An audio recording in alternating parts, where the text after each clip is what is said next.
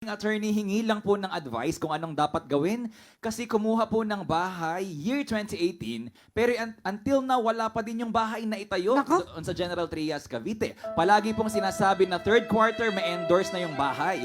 Sa isang taon, 2 beses ko binibisita yung lugar, wala pa din. Bungalow style lang na nga lang yung kinuha pero hindi pa rin nagawa. Ano po ang dapat gawin namin, Nako, attorney? baka na-scam niya na. Papuntahin na nga natin kay Atty. Carlo Edison Alba. Public Attorney 3 ang in charge sa PAO.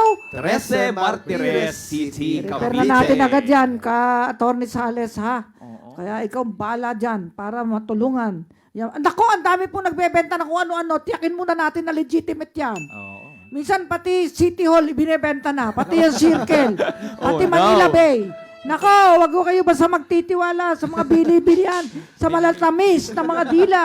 Parang lalaki lang yan na magaling manloko ng mga babae. Aroy, aroy. Lahat ng kaharap, ina-I love you. Aroy, Oh, aroy. maraming ganyan.